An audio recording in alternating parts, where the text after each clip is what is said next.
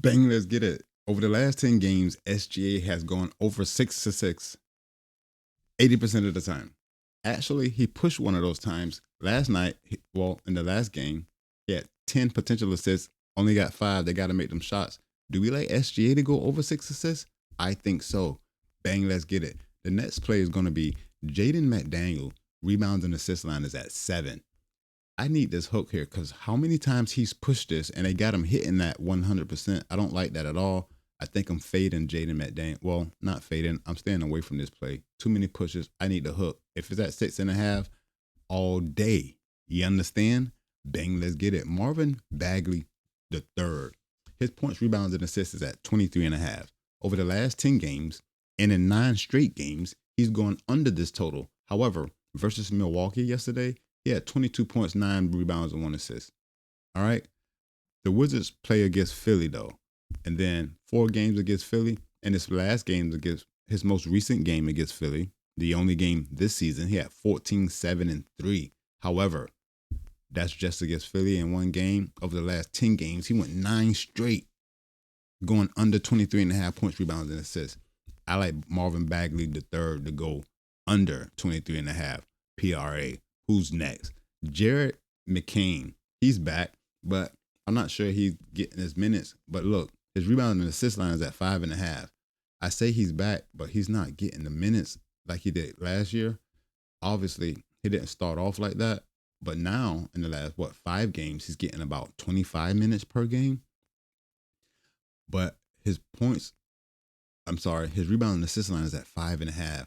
But let's see when he plays at least 25 minutes, 24 minutes. Anytime he plays, 25 minutes. Still, this season, when he's played 25 minutes, he's going under this. The hook saved us a couple of times. I take Jared McCain to go under 5.5 rebounds and assists. Who's next? We got Chet Holmgren. Rebound line is at 9.5. Over the last 10 games and in 9 straight games, he has gone under this rebound total 90% of the time. The rebound chances is crazy. Double-digit rebound chances most of the nights.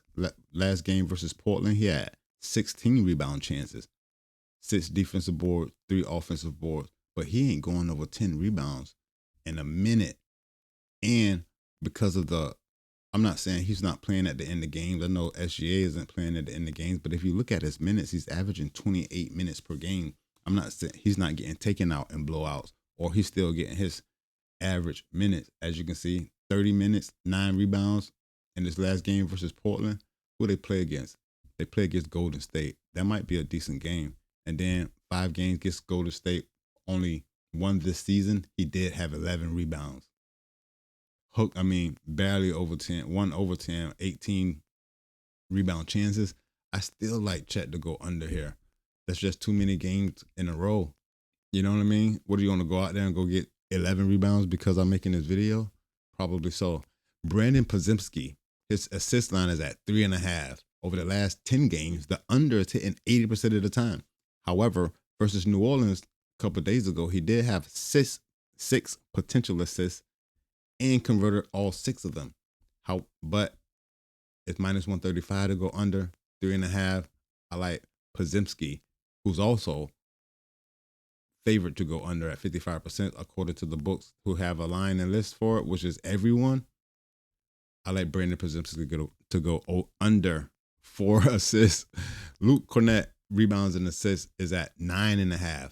That's too high. Last 10 games, the under is hitting at 80% of the time.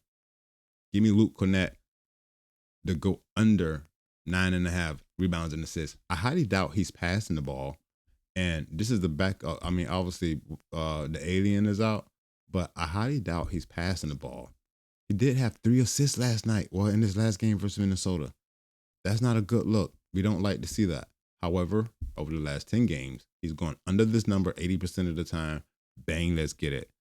I got Karl Anthony Towns assists at 2.5.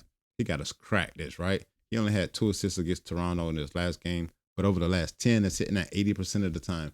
Implied probability is slightly juiced from the books and their list at minus 125 on Hard Rock. I'm all over this. Karl Anthony Towns to go over 2.5 assists. I wanted to look at his rebound and his rebounds and assist line. It should be high. Look, 14.5. We was crushing 12.5, 11.5. They bumped that bitch to 14, as you can see here, just over the last 10. Not saying I'm interested, just wanted to see what they were. At the rebound, is at 11.5. He's going under in 3 straight games. I'm gonna stick with the assist line, which is at 2.5, minus 125 straight up on Hard Rock. Bang, let's get it. Mitchell Robinson rebound and assist line is at 7.5. Over the last 10 games, the over is hitting at 80%. It's minus 130 straight up on Hard Rock.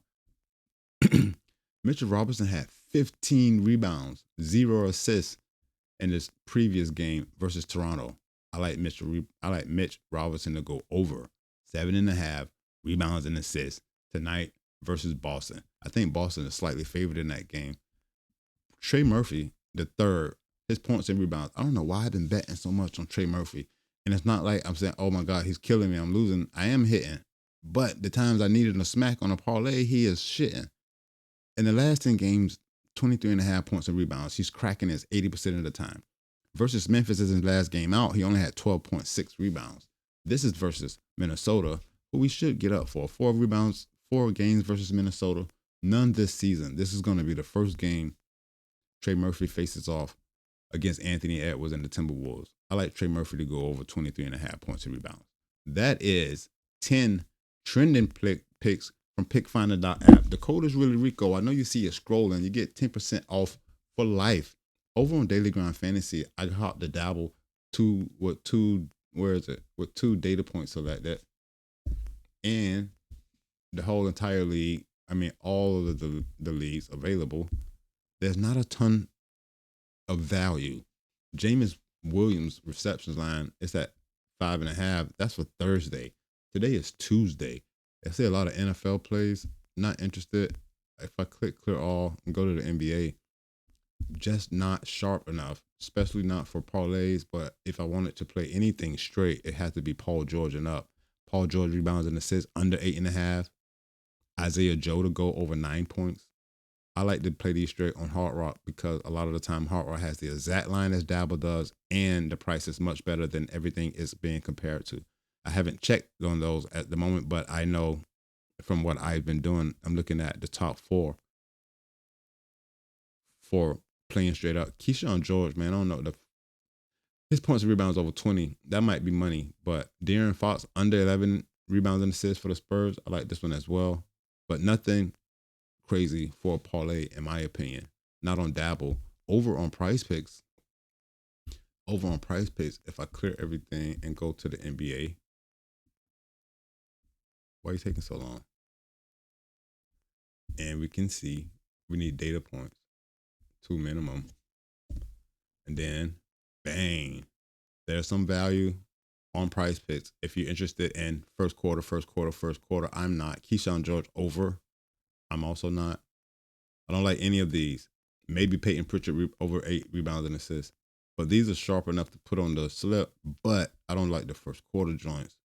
So with that said, there's only 3 extremely valuable plays that I like. Peyton Pritchard over 8.5 rebounds and assists.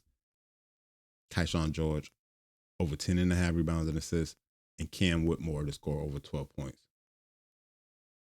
Which is everyone else is heavily juiced at 11.5. That might be money. But those 3, Cam Whitmore, Keyshawn George, Peyton Pritchard. I don't like CJ McCollum, and it's a first quarter prop. Nah, that might, oh no, that might do it. How long is this video? Oh, this is OBS. I can't see that one. Anyway, the NBA plays dropped December 1st. Did I refresh? It was only 4 plays yesterday. It went 2-2. You see the plays coming up tonight. We got the Boston Celtics plus 2.5. And then we got the Timberwolves and the Pelicans under 234. Memphis Grizzlies plus 5.5 versus the Spurs. And then OKC versus Golden State. I'm taking Golden State plus 11.5. OKC can blow everybody out every time. I've been hitting with them. I've been hitting with the spread against OKC. Obviously, they have been beating bitches' ass, but not to the tune of 15, 12, 13 points every damn time. The NCAA basketball model went 8-4 yesterday. I hate to see it like that. I like to see it like this. We're still sitting just under 54%. However, it's just wasn't enough games, only 12 games. Even though it did decent, we look forward to get above 54%. We had 1,000 plus bets tracked so far.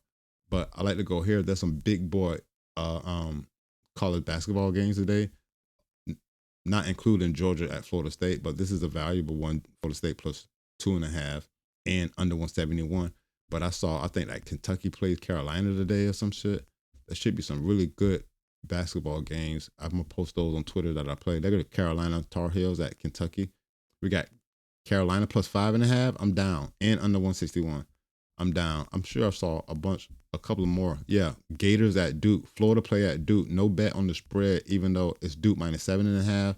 And then we like under 157.5 on that bid. But I ain't gonna go through all those games. I try to look at the NBA ones to show them because they're not as many. But as you can see, the link's in the description. You can go check out the model for yourself. Obviously, this has just started this season. If those of you who want to see if it's truly tested, but it's tracked. 123 NBA bets at 57% win rate. I don't know if you can do that by yourself. I can't. That's why I created these. Bang, let's get it. I'm ReallyRico. You already know. Let's get this dough, bruh. Peace. I'm out.